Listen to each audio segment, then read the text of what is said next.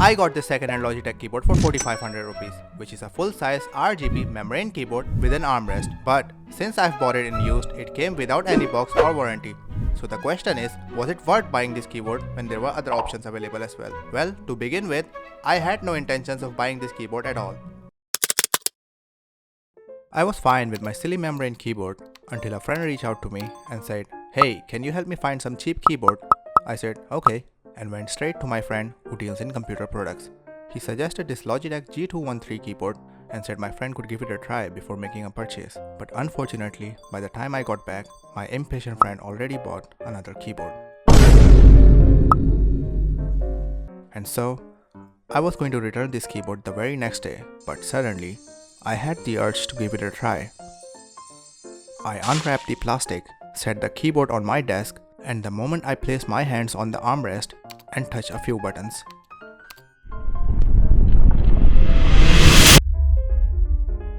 everything changed. It felt really good. My palms felt very comfortable on the armrest, and the distance between each keys was well spaced, which made typing fun and super easy. I couldn't stop myself from continuously typing because of the buttery smooth keys, and the sound each key produced was music to my ears.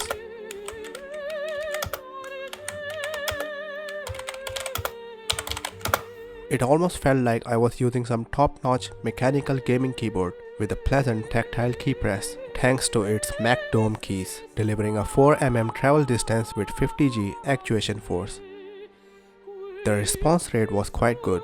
I didn't feel any delay, and according to Logitech, it has a 2ms response rate and it's up to 4 times faster than a regular keyboard. Plus, it has an anti-ghosting feature for multiple key presses at the same time.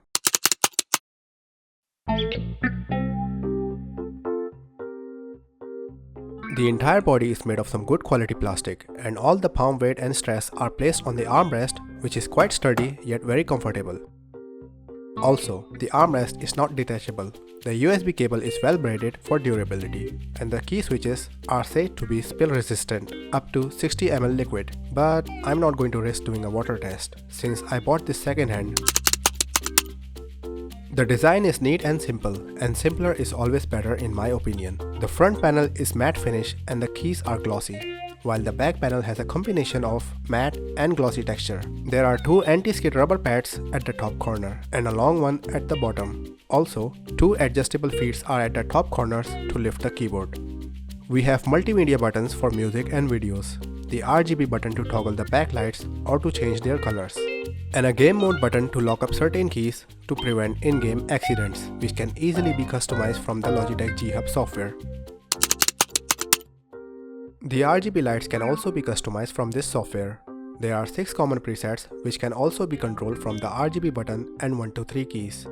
And then there's a freestyle feature for manual color selection for up to 16.8 million colors. Unfortunately, it's limited to 5 zones only.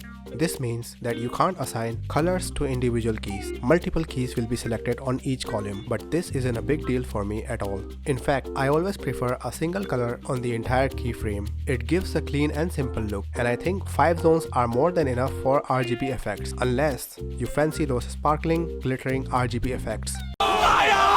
Sadly, there are no backlight brightness controls, and you cannot see the light's visibility clearly when the room's lights are on, but they look good when the surrounding lights are dim or completely off.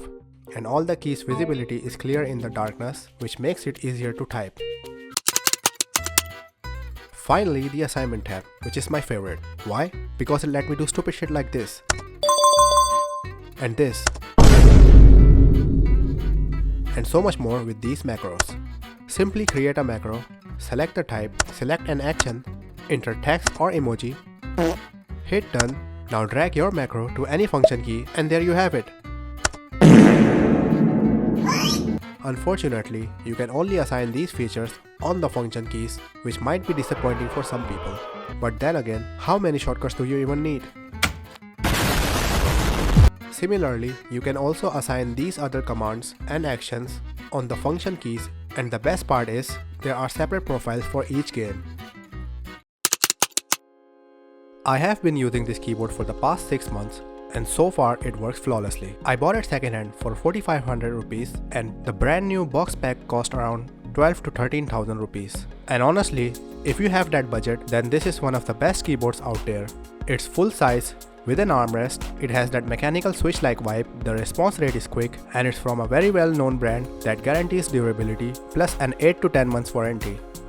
Or if you're a broke lad like me, then look out for the used keyboards in the market. Just make sure to check them well before making a purchase. You can also contact my friend Phoenix Tech for similar deals at phoenixtech.pk. I hope this review was helpful. Let me know if you have any questions or if I've missed out on anything. Thank you so much for watching. Allah Hafiz.